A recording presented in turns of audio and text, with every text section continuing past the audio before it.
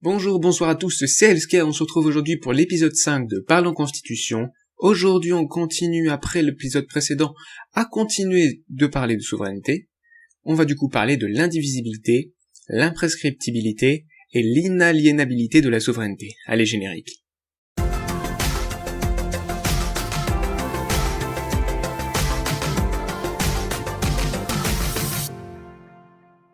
Donc, commençons d'abord par donner quelques exemples dans des constitutions françaises.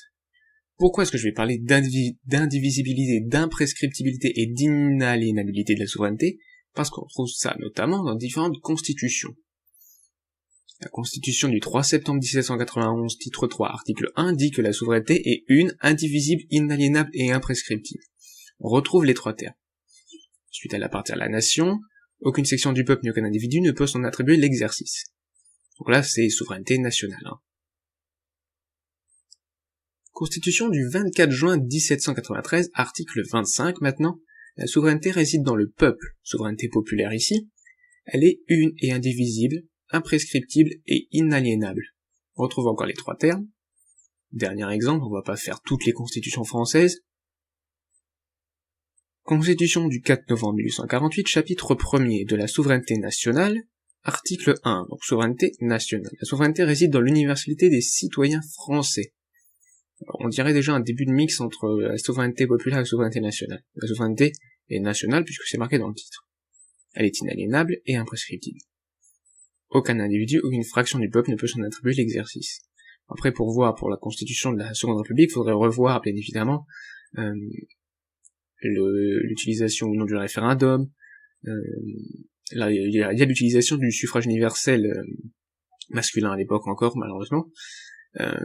Donc on peut parler un peu de souveraineté populaire, mais il faudrait revoir plus précisément pour en être sûr. Je n'ai pas envie de dire de bêtises.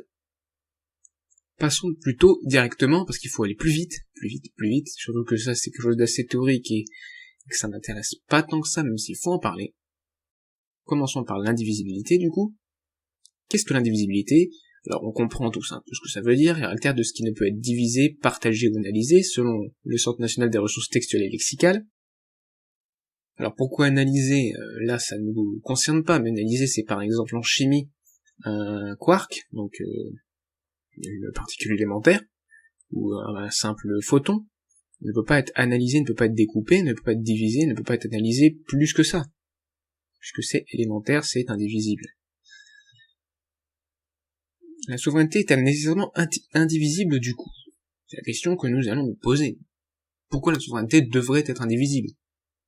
Par exemple, la souveraineté populaire. Si chaque citoyen est souverain, détient une part de la souveraineté, ça veut dire que c'est divisé en autant de citoyens qu'il y en a. En réalité, non, parce que on pourrait dire qu'en fait c'est le peuple qui est souverain, une entité constituée des citoyens présents.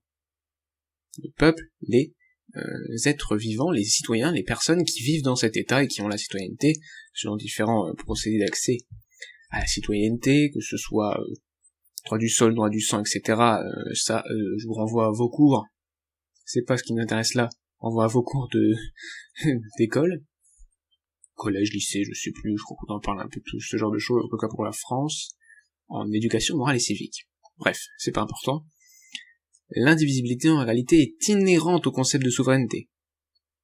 La souveraineté étant un pouvoir qui décide en dernier ressort, et qui n'est limité par aucun autre, s'il est divisé, en deux parties par exemple, l'une partie limite l'autre. Et ce n'est plus du coup de la souveraineté. Vous comprenez l'idée ?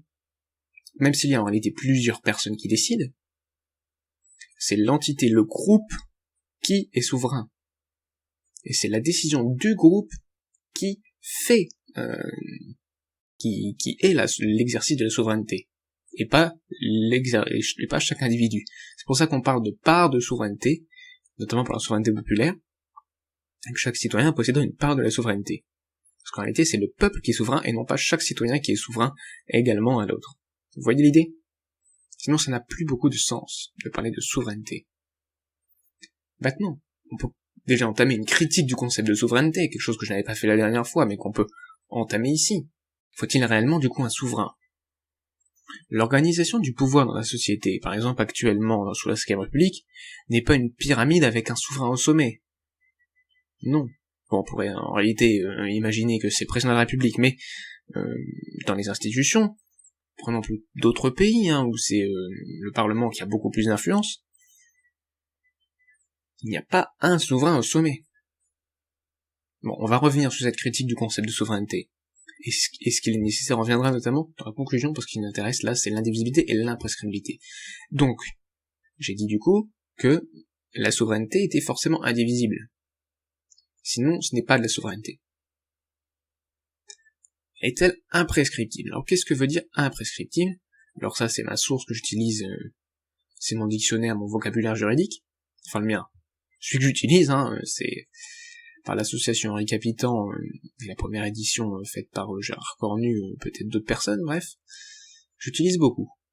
Imprescriptibilité, du coup, c'est, d'après ce dictionnaire, ce vocabulaire juridique, qualité d'un droit ou d'une action en justice qui n'est pas susceptible de s'éteindre par le non-usage.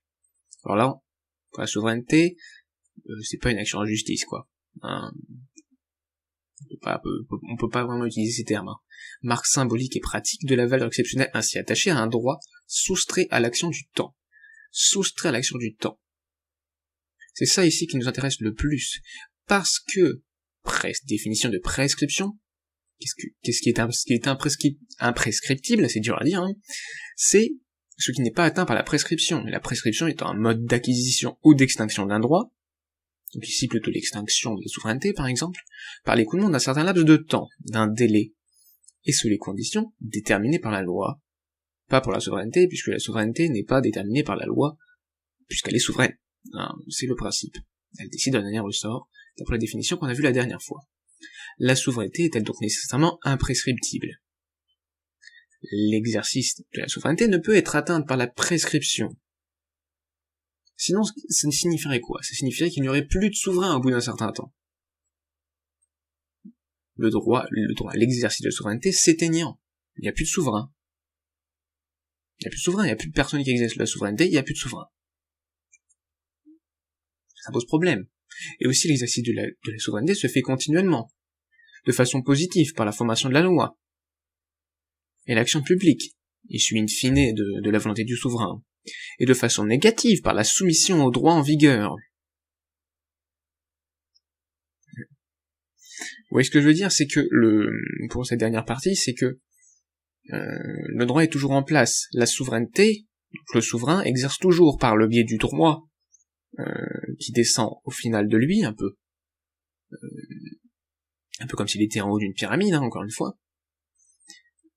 Ça descend de lui, et du coup, forcément, on y est toujours soumis, l'exercice de la souveraineté se fait continuellement. Donc, si je reviens vite fait en arrière, il n'y a pas l'écoulement d'un certain laps de temps qui est fait où, par exemple, l'exercice de la souveraineté ne se ferait pas. Donc, par essence également, la souveraineté est imprescriptible où elle n'est plus. À partir du moment où elle change ça on va le revoir déjà avec on va passer maintenant à l'inaliénabilité, ce sera mieux, faut accélérer. Inaliénable, donc sous source Centre national des ressources textuelles et lexicales. Inaliénable, ce qui ne peut être aliéné, qui ne peut donc être cédé tant à titre gratuit qu'onéreux, ni grévé de droit réel. Alors grévé de droit réel, je ne connaissais pas non plus, parce que je n'ai pas fait assez de droit, mais grévé, c'est alourdir d'une charge financière, d'une servitude, comme une hypothèque par exemple. Mais bref, c'est pas très important ici. Ce qui est le plus important, c'est de retenir que ça peut pas être cédé.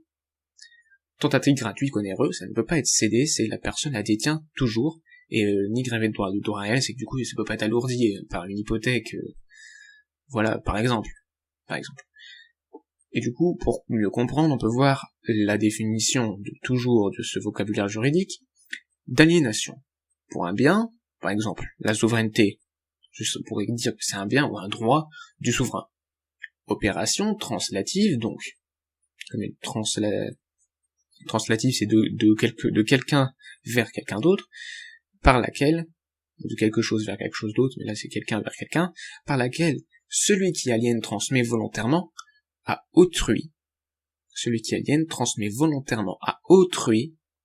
donc l'idée d'opération translative, la propriété d'une chose ou un autre droit, soit à titre onéreux, on retrouve ce que disait le Centre national des ressources sexuelles et lexicales, la vente est une aliénation, titre onéreux, soit à titre gratuit, la donation, soit entre vifs, donc le souverain ne peut pas donner sa souveraineté, soit entre vifs, non manuel, soit à cause de mort, un legs, soit à titre particulier, un transfert de titre nominatif, soit à titre universel, des legs universels. Bref, c'est inaliénable. Alors du coup, la souveraineté est-elle nécessairement inaliénable? Eh bien, on pourrait dire que non. Si on conçoit une souveraineté héréditaire, même si nous n'avons pas fait le choix, enfin je n'ai pas fait le choix, de prendre un souverain héréditaire. Enfin, je l'ai critiqué à l'épisode précédent, vous pouvez aller le voir. Le legs étant une forme d'aliénation. Donc le leg, c'est une forme d'aliénation. Donc à partir du moment où il y a hérédité, il y a leg à la mort des souverains, du souverain précédent.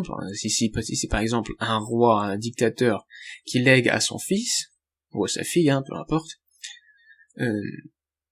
à partir de ce moment-là, la souveraineté n'est pas inaliénable. Sauf si on considère, mais ce serait un peu bizarre, que c'est plutôt relié au titre de la personne, et non pas à la personne même, mais ça c'est autre chose. Ce serait comme dire que le roi n'est pas souverain en tant que personne, mais c'est son titre qui est souverain, le fait d'être roi qui est souverain, et le roi, même si la personne change, le souverain ça reste le même. Enfin, ce serait un peu alambiqué, un peu farfelu. Et aussi sur la souveraineté populaire. Est-ce qu'il y a aliénation par le don d'une part de la souveraineté, du coup, aux nouveaux citoyens? Si on dit, du coup, que chacun a une part de souveraineté, comme on l'a dit tout à l'heure, pour l'indivisibilité, ça peut poser problème. Ça peut être un paradoxe par rapport à la Constitution du 24 juin 1793, article 25, la souveraineté réside dans le peuple, et pourtant, elle est imprescriptible, inaliénable et indivisible. Est-ce que c'est du coup une erreur d'analyse? On pourrait dire que oui, puisqu'en ce sens c'est le peuple qui est souverain, et non pas chaque citoyen comme on l'a dit tout à l'heure. Ne revenons pas là-dessus. Donc je peux le marquer là définitivement, la souveraineté populaire c'est le peuple souverain, pas des citoyens qui sont tous souverains. Attention, c'est pas la même chose. Critique du concept de souveraineté, on va la continuer, on l'a déjà entamé tout à l'heure, cette inaliénabilité est purement théorique. Elle ne fonctionne que si on imagine des entités abstraites et immortelles du coup, soit la nation, le dieu ou le peuple. Car à partir du moment où il y a mort, il y a legs. Ou perte définitive de la souveraineté, il n'y a plus de souverain. Mais on va en reparler vite fait, parce qu'on va conclure. La souveraineté est donc indivisible et imprescriptible par définition.